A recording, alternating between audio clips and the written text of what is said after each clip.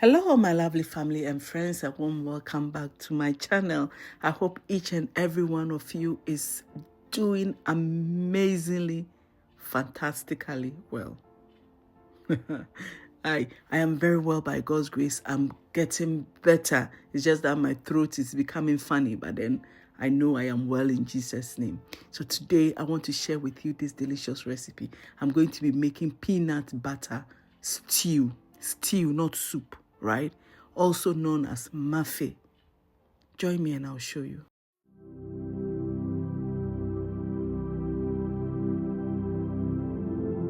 To start with this recipe, I'm going to be preparing my spices to cure my meat. So my choice of protein today is lamb and beef.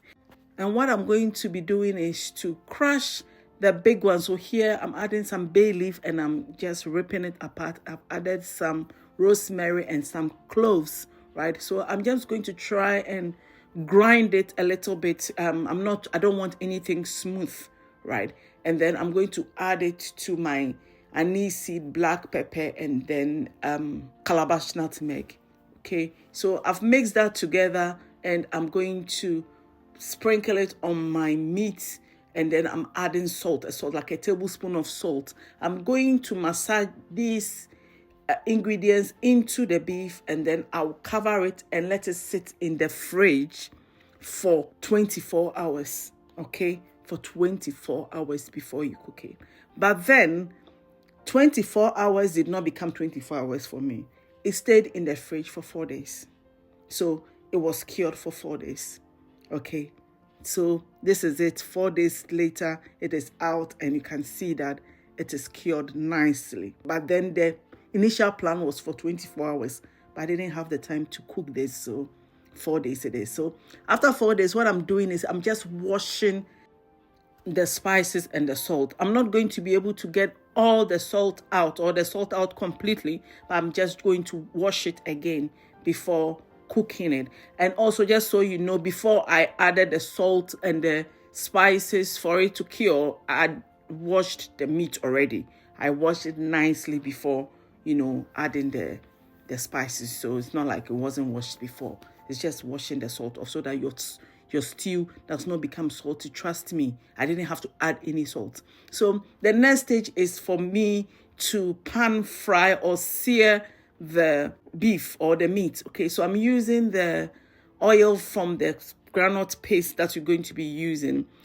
When I started searing it in my saucepan, I just realized that this wasn't going to be possible because that is not what this saucepan is used for. So I had to change it. I had to change it to use a proper frying pan so that I don't burn my saucepan just trying to pan fry or sear my beef. Okay, so that's why the changes here, just so that you know why. Okay, so I'm going to add it all to this frying pan and then sear. So what we're actually looking for, like a golden brown color on each side, if you have patience. But if you're impatient like me, it may not happen. Like all of it may not change into golden brown, okay? But it just doesn't matter. It really, really doesn't matter. It's just so that it locks the flavors in and the juices in. That's the main reason. But otherwise, it really doesn't matter. Actually, the flavors and the juices is going to go into the stew anyways, into what is my problem, right?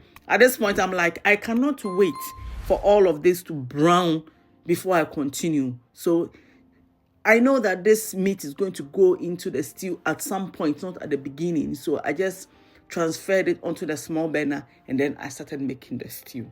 You get my drift. So here I have my beaten. I have the link down below for you to check out how I made it, and then my onions. So in my pot, I added more peanut oil or groundnut oil. I can't say, how do we call it? Is it groundnut oil or what? Yeah, anyway. When my onions turned translucent, I just added my tomato puree, otherwise known as tomato paste, or in Ghana, tin tomatoes. That's what we normally call it. Okay, so I'm adding my more beaten. Okay, not more beaten. This is the beaten I mentioned earlier. I'm adding that to the stew. You stir it. So while that is cooking, I'm going to show you the rest of my ingredients, okay? Not the rest, but some of my ingredients. So I have garlic, about 4 to 5 cloves. Then I have some ginger. I'm adding some chilies, okay? Red peppers that I've sliced, and then tomatoes. I'm going to be blending all these together and we'll add it to our stew. So if you are familiar with making stews in Africa or Ghana, I'm a Ghanaian, so I'm making using my Ghanaian knowledge of making stews. Okay, that's the method I'm using to achieve this recipe. This is not a Ghanaian recipe. Ghanaians, we actually make peanut butter soup or groundnut soup, not stew. This is more of Senegalese, Mali kind of recipe, and I'm just trying it out because I love peanut soup. And I like to eat peanut soup with rice, so I'm sure the stew will go fantastically well with my rice and other things. So that's what I'm trying this out. Okay, so I've added the blended tomatoes and ginger and garlic and all those things I showed earlier on. I've washed my jug and I've added it to it. So what I'm going to leave it to simmer, and once it simmers, I'm going to add my beef. Be reminded that this beef or this lamb, it's not cooked. We only seared the exterior, the outside of the meat, not the inside. It's not cooked at all. That is why it's going in now. Okay, so you add your meat and you give it a stir and you cover it to simmer. In the meantime, we are going to be preparing our peanut butter or our groundnut paste. Okay, you can just mix it with hot water and add it to your stew. But for me, I love easy life. So anytime I'm doing anything with peanut butter, like turning it into soup, I add hot water to it in my jug and I blend it. And it mixes so quickly, you have no idea. You don't have to go through the trouble of trying to mix. Have you tried mixing peanut butter with water, hot water, whatever water you are using before? If you've tried it, you know. So this is my way of doing it, okay? So I've added it. You see that the peanut butter becomes very light in color, almost cream, getting towards white or off-white, okay? Don't worry, you are going to get a beautiful brown color anyway, because we blended it, it's been over-processed in a way. So it's changed color, but yeah, it will change back. It has no choice. It has to come back to its original state. So yeah, I'm adding some vegetable bouillon and some all-purpose seasoning. And then I'm going to add some locust beans powder, also known as dawa dawa. It's going to add another level of flavor, another level of umami to this stew. And this stew, it is my very first time I made this stew in my home here. And trust me, it went down so well, you have no idea. Okay, so I have the rest of my ingredients I'm going to be adding to this stew. So potatoes, ripe plantain, carrots, and then aubergine. Okay, usually I think they add some normal potatoes, the white one, and then some cabbage. I just wanted to do it my way, how I will enjoy it. That's why I added all the things I love to enjoy. So carrots, aubergine, sweet potatoes, and then ripe plantain. Not overripe plantain, just a perfectly ripe plantain so that you can enjoy this, okay? And some red peppers, then some green peppers. Oh, yeah. It was good. Trust me, this was really, really good, okay? So you give it a stir and you just cover it for it to simmer gently. So I moved it to my lowest burner and let it simmer gently. You have to bear in mind that the potato is not cooked and the plantain is not cooked. The carrot is still hard. So it's all going to be cooked gently, okay? And here it is, all ready. Just say we are very, ready to eat. So I've made stew. This is a stew. It has to be thicker. It's not soup, okay? But as you can see, it looks a bit soupy.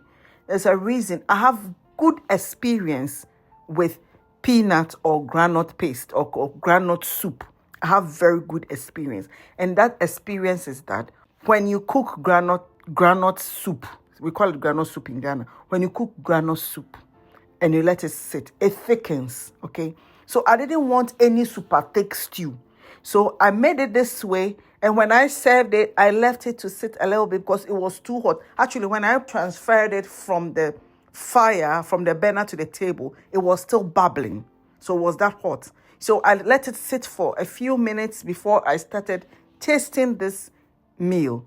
And trust me, it thickened. Okay. So this is a tip you need to know if you're not familiar with cooking groundnut soup or peanut butter soup. It thickens. So you make your soup lighter. Otherwise, it will be too thick. But this is a stew. So I made it thick so that it thickens up. Okay. So all that I'm talking about, look at it. Look at it. You see how thick it has become? Yeah. So don't worry about the consistency you saw. I know my stuff. Okay. So yeah, this was so good. I am very, very, very thankful to all of you for joining me. I appreciate all of you. Thank you so much. And I will see you in the very next one. Bye.